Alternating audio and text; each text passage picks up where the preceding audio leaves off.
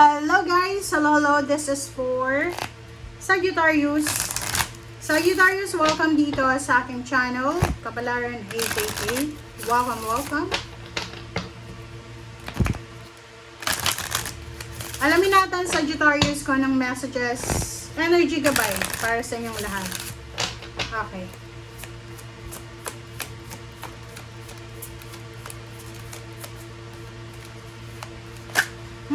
Sorry.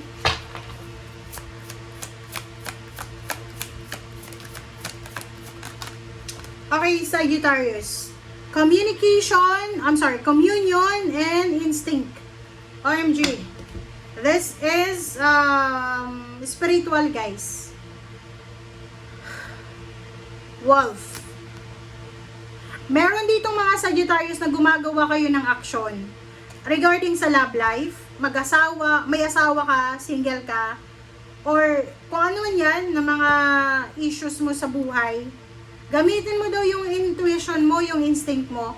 Kasi parang halimbawa, may mga Sagittarius dito na ilang beses na kayong dumaan sa problema. Ang problema is ikaw. Kasi hindi ka nakikinig sa sinasabi ng iyong spiritual helpers. Hindi ka nakikinig sa sinasabi ng puso mo. Ginagawa mo is kung ano lang yung gusto mo. Okay? Kapain mo yung intuition mo, kapain mo yung puso mo, mag-pray ka, mag-meditate ka, i-invoke mo yung angels and guides para matulungan ka kung ano yung mga dapat mong gawin. Okay?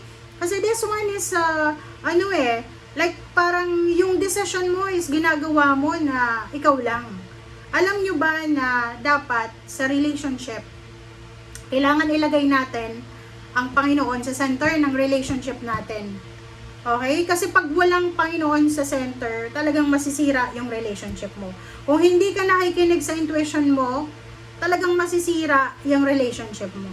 Okay? So, eto siya. Okay? Sa relationship yan, guys.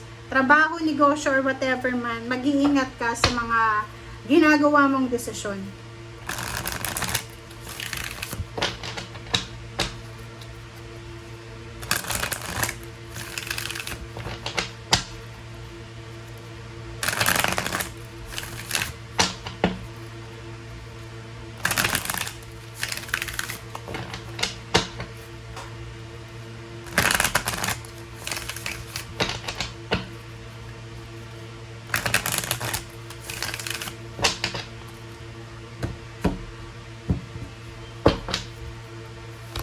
Okay, prosperity begins. Prosperity begins. Material harvest. Power. Accelerated motion. Oh. Sabi na sa'yo eh. 'Di ba? Sagittarius, kakasabi ko lang sa'yo eh.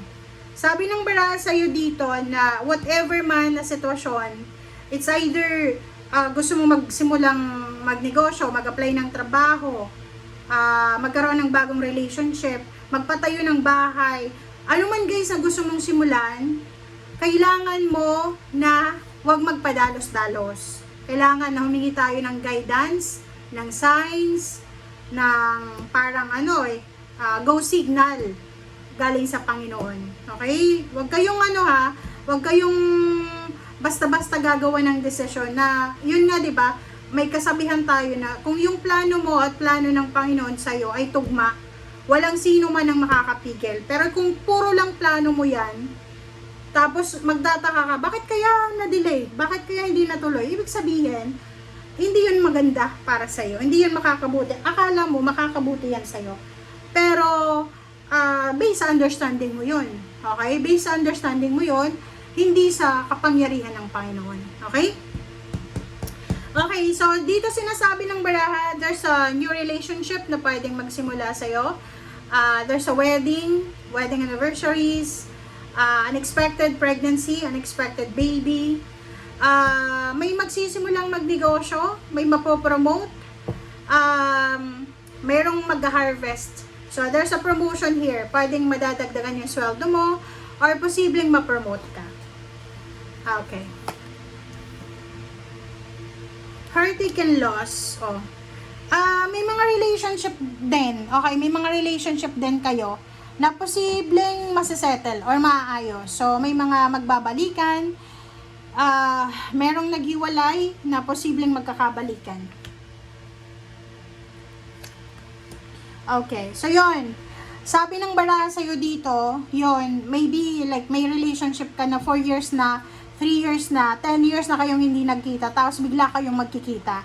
Tapos biglang pareho kayong nakaramdam ng ng fire, na parang kahapon lang kayo nag-away. Parang yun yung pakiramdam nyo.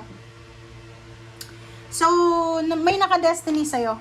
Kumbaga may naka-destiny bumalik sa'yo yung ex mo, naka-destiny na bumalik ka sa dati mong trabaho, sa bansa, or may naka-destiny talaga sa'yo na nahihirapan kang tanggapin, pero talagang kailangan mong tanggapin siya. Okay?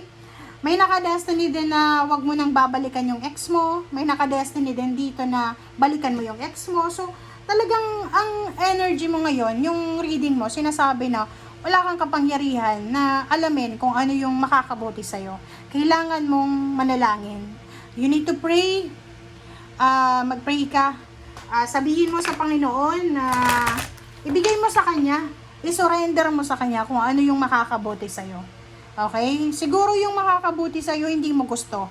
Pero pag sinunod mo yan, magiging masaya ka. Diba? Sabi ng baraha sa'yo dito, kung yung plano mo at plano ng Panginoon ay resonated sa bawat isa, magiging napakadali na lang.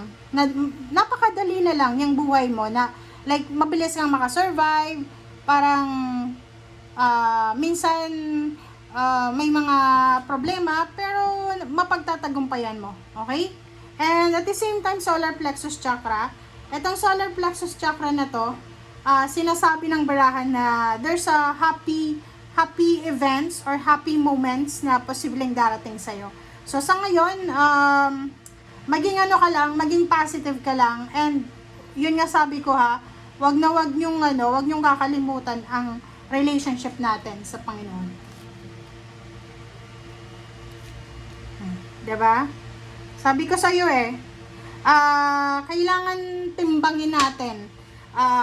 Kailangan mo rin sa pagdedesisyon, sa mga choices, sa sa movement, kailangan balanse yung puso mo. Like, tanungin mo, makakabuti ba to sa akin 5 years from now? Makakasakit ba to sa ibang tao? Parang ganon. So, kailangan mong maging matalino ka sa lahat ng decision making mo. Okay?